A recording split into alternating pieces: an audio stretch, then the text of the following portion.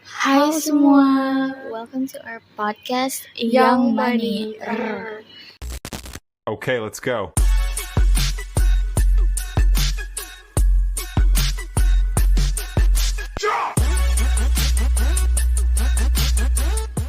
Jadi, kita kenalan dulu kali ya. Boleh. Oke, halo semua, aku Davina Almeida. Dan aku Beshuli atau Angel. Dan kita dari Departemen Sistem Informasi Institut Teknologi 10 November.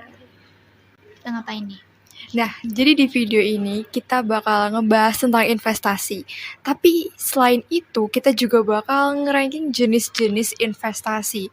Nah, sebelum kita masuk ke topik, kita kasih tahu dulu nggak sih, Angel, kenapa sih kita pilih topik ini dan emang sepenting apa sih investasi? Yang pasti penting dong. Oke, kita menurut KBBI dulu ya. Investasi ini adalah penanaman uang atau modal dalam suatu perusahaan atau proyek untuk tujuan memperoleh keuntungan. Jadi investasi ini kayak the key untuk mengelola uang dengan lebih efektif. Jadi bayangin aja kalau uang kita cuma disimpan di bawah bantal atau di bank doang, pasti pertumbuhannya akan lebih lama dibandingkan kalau kita investasi. Jadi kalau kita paham soal investasi, uang kita pasti tumbuhnya akan lebih cepat. Nah, betul banget. Dan investasi ini bukan cuma buat orang-orang kaya atau expert keuangan aja loh, guys.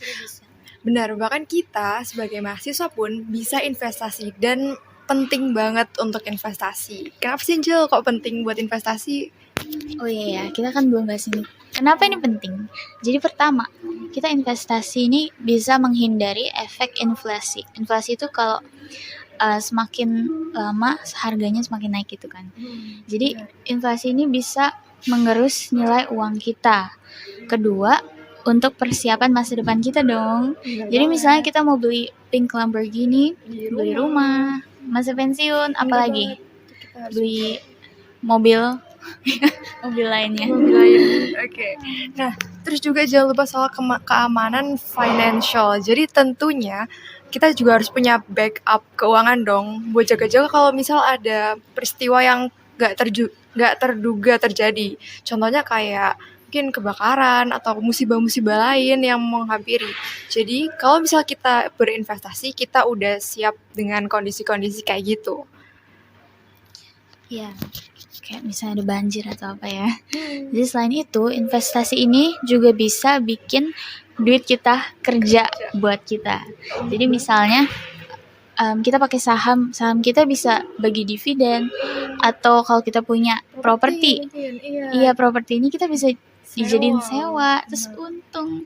Jadi uangnya nggak cuma diem di tempat, tapi bisa jadi alat buat nambah penghasilan kita. Pokoknya nggak ada ruginya lah buat ngertiin soal investasi. Kalau kita paham, kita bisa lebih cerdas dan siap hadapi berbagai tantangan keuangan di masa depan. Jadi ayo sih kita mulai investasi sekarang.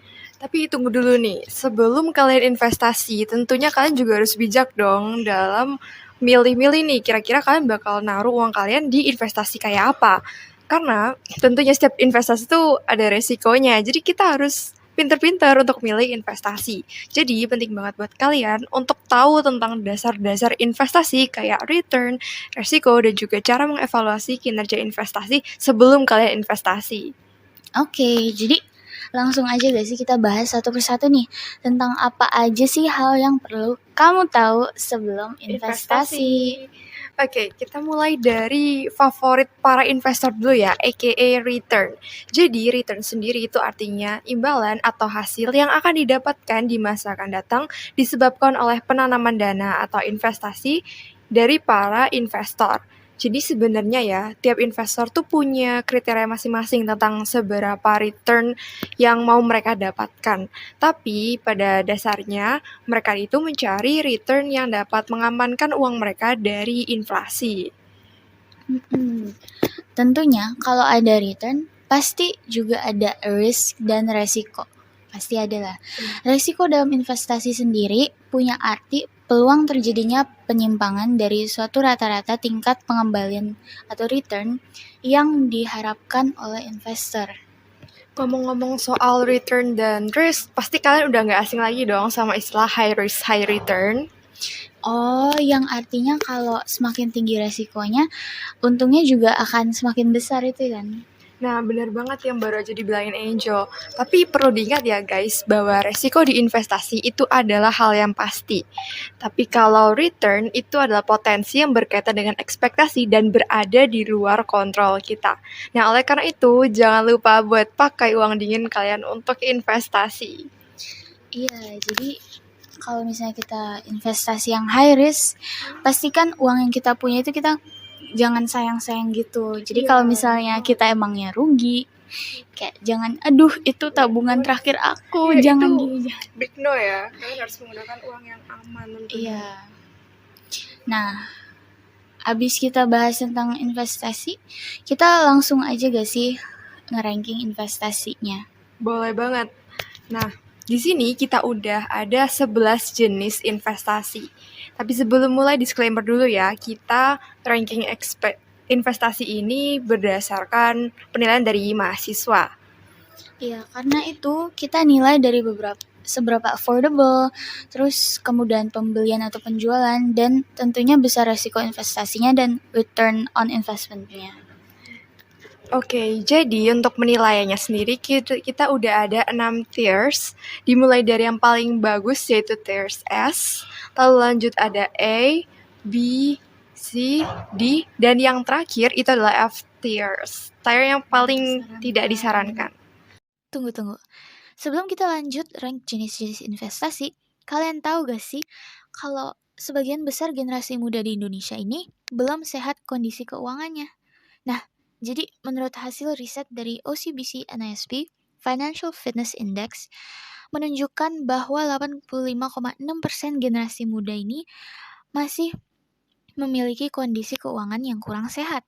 Ditambah lagi, riset juga menunjukkan bahwa literasi keuangan generasi muda Indonesia termasuk yang sangat rendah, yakni 37,72 poin. Nah, ini sangat jauh ya jika kita bandingkan dengan negara Singapura, yaitu 61 poin. Persentase tersebut terjadi akibat minimnya pemahaman generasi muda terhadap bagaimana cara mengelola uang yang tepat. Jadi banyak generasi muda Indonesia lebih menghabiskan uangnya untuk membiayai kehidupan saat ini dan tidak memikirkan masa yang akan datang. Akibatnya, banyak yang menyepelekan kegiatan menabung dan juga investasi. Pemberitaan ini juga banyak menyebutkan fenomena ikut investasi dengan uang panas atau uang yang masih sangat dibutuhkan. Yang mana sebenarnya hal ini adalah hal yang tidak boleh kita lakukan ya teman-teman. Namun, karena kurangnya pengetahuan mengenai investasi, jadi banyak orang yang melakukan hal ini. Nah, untuk mencegah hal ini semua, kita perlu belajar lebih dalam lagi mengenai investasi dan jenis-jenisnya. Kalau gitu, langsung aja kalian simak penjelasan kita tentang investasi-investasi berikut. Oke, kita mulai dari yang pertama, yaitu saham. Nah, jadi yang pertama, apa itu saham? Jadi saham ini adalah instrumen keuangan yang mewakili kepemilikan sebagian kecil dari suatu perusahaan. Jadi jika seorang membeli saham suatu perusahaan, berarti dia memiliki sebagian kecil dari perusahaan tersebut. Pemilik saham disebut sebagai pemegang saham, dan mereka memiliki hak untuk mendapatkan bagian dari keuntungan perusahaan atau dividen, dan hak suara dalam keputusan-keputusan perusahaan. Tapi hak suara ini untuk yang pemegang saham terbesar aja ya, jadi bukan orang biasa, bukan kita. Nah, dari segi return on investment, saham ini memiliki potensi untuk memberikan tingkat ROI yang lebih tinggi dibandingkan instrumen investasi lainnya pada jangka panjang. Jadi pertumbuhan nilai saham dan dividen reguler dapat menjadi sumber pendapatan yang menarik. Menarik nih. Jadi dengan memiliki sebagian dari perusahaan ini, mahasiswa dapat memanfaatkan pertumbuhan perusahaan dengan mendapatkan keuntungan dan kenaikan dari saham. Nah, untuk sisi keduanya yaitu harga atau price. Investasi dalam saham ini dapat dianggap mahal atau murah tergantung pada perspektif dan parameter tertentu. Jadi beberapa saham ini memiliki harga per lembar yang cukup tinggi untuk membeli sejumlah besar saham, tapi ada juga saham yang harganya cukup terjangkau dan lebih rendah gitu ya. Jadi yang membuatnya lebih terjangkau dari saham lainnya. Jadi ini kayak misalnya bisa mulai dari 100.000 mungkin. Selanjutnya ada resiko. Menurutku investasi saham ini melibatkan resiko pasar yang tinggi. Jadi mahasiswa yang tidak nyaman dengan fluktuasi harga yang signifikan mungkin ini lebih suka instrumen investasi yang resikonya lebih rendah ya. Kamu gimana? Kamu lebih suka tinggi atau rendah nih? Rendah, aku tipe main aman aja sih. Kamu gimana? Iya, aku juga mungkin kalau ada uang ekstra kita bisa kayak lebih tinggi. Tapi sekarang mungkin kita aman-aman dulu kayak kita kan masih mahasiswa. Oke. Nah, tapi sebenarnya resiko ini dapat kita kelola melalui diversifikasi portfolio. Nah, kalau kita memilih saham dari berbagai sektor industri yang dapat membantu meredakan resiko spesifik yang mungkin terjadi di satu sektor. Jadi kita kayak jangan taruh semua uang kita dalam satu tempat aja. Kita don't put all your eggs in one basket gitu, you know. Oke, jadi meskipun resiko selalu ada dalam investasi saham, diversifikasi ini dapat membantu melindungi investasi kita dari volatility dan peristiwa yang tidak terduga di satu sektor tertentu. Oke. Selain itu, investasi ini memakan waktu pengetahuan. Jadi tergantung sih kita mahasiswa. Kalau kita sebenarnya udah berpengetahuan tentang saham, kita bisa lah. Tapi kan menurut aku kita cukup sibuk sih ya.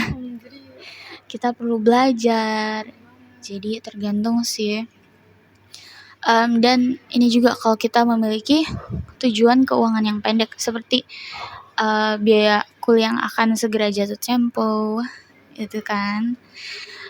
Mungkin investasi jangka pendek ini seperti tabungan mungkin lebih cocok untuk kita. Oke, dengan ini aku menempatkan saham di A tier. Oke, gimana menurutmu? Setuju banget, karena berdasarkan resiko dan keuntungannya sih saham cocok banget untuk ditempatin ke A tier. Iya, kamu mau saham apa nih? McD. Saham Saham Miche gak sih? Miche lagi tren. Nah, lanjut ke yang kedua, yaitu ada obligasi. Jadi obligasi sendiri adalah surat hutang yang diterbitkan oleh suatu entitas, baik itu pemerintah, perusahaan, ataupun lembaga-lembaga lain. Nah, sebagai cara untuk meminjam uang dari investor. Nah, di konteks ini, penerbit obligasi itu berutang kepada pemegang obligasi yang merupakan investor pembeli surat tersebut. Jadi obligasi itu adalah instrumen keuangan yang menetapkan kewajiban pembayaran bunga secara periodik dan pengembalian pokok pada jatuh tempo. Obligasi itu umumnya dianggap sebagai investasi yang lebih konservatif dibanding saham ya. Tentunya karena tingkat pengembalian dari obligasi ini cenderung lebih stabil dan dapat diprediksi. Nah, jadi buat mahasiswa yang lagi mencari pendapatan tetap atau yang memiliki tujuan keuangan jangka pendek, mungkin akan merasa bahwa obligasi ini lebih sesuai. Tentunya karena pembayaran bunganya reguler dan pengembalian pokoknya pada jatuh tempo. Kalau untuk resikonya sendiri ya, umumnya obligasi itu dianggap punya resiko yang lebih rendah dibanding saham. Tapi perlu diingat bahwa ada resiko yang terkait dengan perubahan suku bunga dan risiko kredit atau risiko bahwa penerbit obligasi tidak bisa memenuhi kewajibannya. Jadi bagi mahasiswa yang punya toleransi resiko yang lebih rendah atau yang ingin melindungi modal mereka, obligasi itu dapat memberikan stabilitas dan perlindungan terhadap fluktuasi pasar yang signifikan. Kalau buat harganya sendiri, harga obligasi ini dapat berfluktuasi berdasarkan perubahan suku bunga. Jadi kalau misal suku bunga naik, harga obligasi itu dapat turun dan juga sebaliknya. Jadi kita perlu memahami hubungan terbalik antara harga obligasi dan juga suku bunga. Jika kita berencana untuk menjual obligasi sebelum jatuh tempo, fluktuasi harga bisa mempengaruhi hasil investasi kita. Jadi kuncinya adalah kita perlu memperhatikan kualitas kredit penerbit obligasi. Obligasi dari penerbit yang dianggap lebih kredit itu lebih worthy, mungkin memiliki tingkat risiko yang lebih rendah. Obligasi itu juga punya jangka waktu tertentu loh hingga jatuh tempo. Jadi kita juga perlu mempertimbangkan nih apa jangka waktu investasi tersebut sesuai nggak dengan tujuan keuangan kita. Nah, dengan ini obligasi itu sangat direkomendasikan untuk mahasiswa karena memberikan kombinasi antara keamanan investasi dan juga pendapatan tetap. Dibandingkan dengan saham, obligasi itu cenderung punya resiko yang lebih rendah dan cocok untuk mahasiswa. Pembayaran secara teratur dari obligasi itu juga dapat memberikan sumber pendapatan yang stabil, sesuai kan sama mahasiswa yang butuh uang untuk kehidupan Sesuai sehari-harinya. kita. Iya, sesuai banget. Nah, selain itu, investasi dalam obligasi juga dapat memberikan pengalaman pendidikan keuangan yang berharga dan membantu mahasiswa untuk memahami konsep-konsep keuangan dan diversifikasi portofolio secara praktis. Jadi karena keuntungan ini tadi, aku bakal masukin itu ke tier S. Ya bener banget. Jadi kita bisa nih coba obligasi. Nah selanjutnya ini juga gak kalah kerennya, gak kalah bagusnya maksudnya, yaitu reksadana. Oke. Reksadana sendiri adalah instrumen investasi yang mengumpulkan dana dari berbagai investor untuk menginvestasikan dalam portfolio, bisa saham, obligasi, atau instrumen keuangan lainnya. Ini oleh manajer investasi profesional. Oke, jadi dari segi return on investment-nya, reksadana ini dapat memberikan diversifikasi otomatis ke dalam berbagai instrumen keuangan. Jadi ini membantu mengurangi resiko dan memungkinkan exposure ke potensi pertumbuhan. Nah, jadi ROI ini bisa bervariasi ya, tergantung pada jenis reksadana yang kita pilih. Nah, selanjutnya untuk resiko, reksadana ini resikonya sangat rendah ya guys, jadi aman banget. Ini lebih terkelola dibandingkan kalau investasi sama saham atau obligasi tunggal.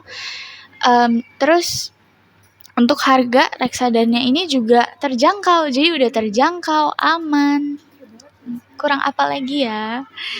Nih, reksadana ini menawarkan kemudahan dalam pengelolaan investasi. Jadi manajer investasi profesional mengelola portfolio, mengambil keputusan investasi, dan melakukan analisis resiko secara terus-menerus. Nah, tunggu apa lagi? Jadi reksadana ini sangat direkomendasikan untuk kita mahasiswa karena memberikan akses mudah ke pasar keuangan dengan resiko yang terkelola. Nah, karena kita kan biasanya pasti memiliki modal yang terbatas kan. Terus reksadana ini memungkinkan kita berinvestasi dengan portfolio yang terdiversifikasi tanpa memerlukan dana yang besar. Jadi dengan ini kita masukkan ke S tier. Boleh dicoba. Selanjutnya ada apa nih? Selanjutnya ada kripto. Kalian pasti udah familiar dong sama kripto ini. Booming banget gak sih? Iya, Waktu jadi itu semuanya. Jadi kripto tuh sempat booming di tahun 2021 ya. Nah, cryptocurrency atau kripto sendiri itu adalah bentuk mata uang digital yang menggunakan kriptografi untuk mengamankan transaksi dan mengendalikan penciptaan unit tambahan. Nah, contoh kripto yang paling dikenal itu ada Bitcoin dan juga Ethereum gitu. Nah, untuk return on investment-nya sendiri, cryptocurrency ini sangat direkomendasikan juga karena dapat memberikan return yang cukup signifikan ya, terutama jika nilainya mengalami kenaikan yang pesat. Nah, jadi beberapa investor telah meraih keuntungan yang besar dari investasi dalam kripto itu. Tapi untuk resikonya sendiri nih, cryptocurrency punya tingkat volatilitas yang tinggi. Jadi resikonya juga signifikan, sesuai lah dengan untungnya ya. Di harga kripto dapat mengalami fluktuasi tajam dalam waktu singkat dan investasi ini dapat dikatakan sangat tidak stabil guys. Gitu. Kalau untuk harganya sendiri, jadi harganya sendiri tuh sangat fluktuatif dan sulit banget untuk diprediksi. Meskipun ada potensi kita dapat untung, tapi risiko kehilangan modal juga sangat tinggi. Kalau kalian memiliki pengetahuan mendalam tentang pasar cryptocurrency, teknologi blockchain, dan resiko yang terlibat, mungkin kalian dapat memanfaatkan peluang investasi yang satu ini. Tapi, Kalau misalnya kalian kurang pengetahuan dalam situ, mungkin kalian bisa coba-coba jenis investasi lain ya. Nah, jadi orang-orang yang ambil kripto ini biasanya punya tujuan keuangan jangka pendek atau membutuhkan kestabilan. Di cryptocurrency ini bukan pilihan yang ideal karena fluktuasi harga yang signifikan.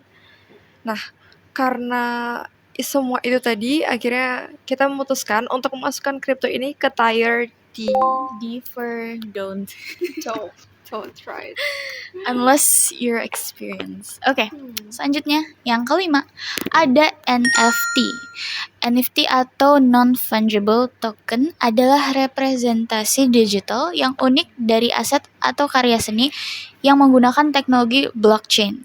Setiap token ini memiliki identitas digital yang unik dan tidak dapat dipertukarkan satu sama lain secara satu persatu. Jadi NFT ini juga sempat jadi tren nih waktu itu. Trending banget. Kayak sampai Kanye West ya beli yang monyet-monyet itu. Itu viral banget kan pasti. Kamu tahu gak waktu itu kenapa ngetren? Nah, jadi NFT itu jadi tren utama tentunya karena menghadirkan revolusi dalam kepemilikan dan perdagangan aset digital. Jadi NFT ini dibangun di atas teknologi blockchain. NFT itu memberikan keunikan dan ketidakbisaan perubahan data, menciptakan bukti kepemilikan digital yang otentik dan juga transparan. Fenomena ini semakin diperkuat oleh keterlibatan seniman, selebriti, dan brand-brand terkenal yang menerbitkan karya seni atau barang digital eksklusif melalui NFT, menciptakan karya eksklusivitas dan langka.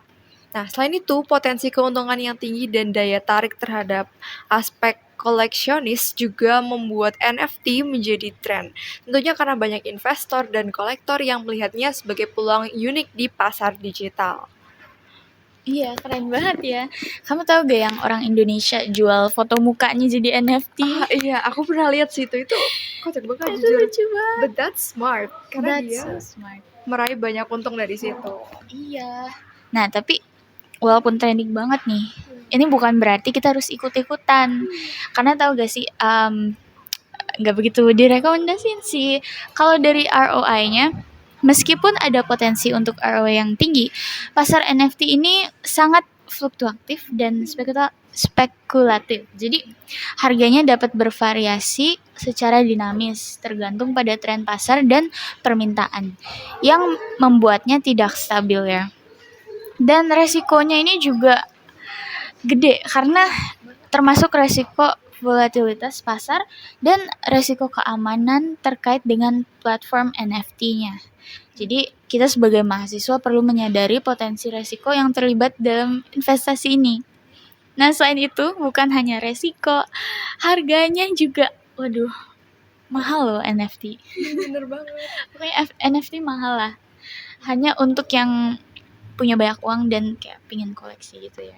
Jadi nggak begitu direkomendasikan untuk pelajar seperti kita. Tapi kalau misalnya kita beneran punya minat dalam seni digital atau teknologi blockchain, ya mungkin kita boleh. Ini karena ini memberikan pengalaman investasi yang unik, beda dari yang lainnya. Tapi ya overall kita tidak merekomendasikan NFT ini untuk mahasiswa. Jadi kita harus hati-hati dan kita harus mempertimbangkan secara matang dulu sebelum kita terlibat dalam investasi NFT. Ya, jadi kurang aja sih menurut kamu F-tier gak sih? Ya, F-tier. Ya, maaf NFT. Tapi kita harus kasih F-tier, maaf ya. Kalau yang selanjutnya ini ada day trading. Jadi day trading ini adalah kegiatan perdagangan di mana trader membuka dan menutup posisi dalam instrumen keuangan seperti saham, mata uang, atau komoditas dengan waktu yang relatif singkat. Nah, jadi buat kalian yang lagi cari-cari investasi yang bisa returnnya singkat, itu day trading mungkin cocok buat kalian ya. Nah, day trading ini untungnya biasanya tuh manfaatin fluktuasi harga yang kecil tapi sering gitu. Nah, ini sangat beresiko dan tentunya perlu strategi. Jadi karena itu kita akan masukin ke tier F juga. Ya, selanjutnya, ini ada surat berharga pemerintah atau obligasi negara Retail. ORI.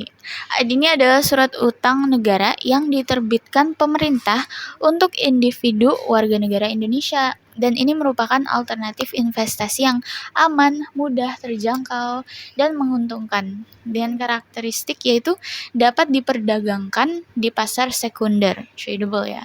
Jadi ini price range-nya from 1 juta sampai 5 miliar.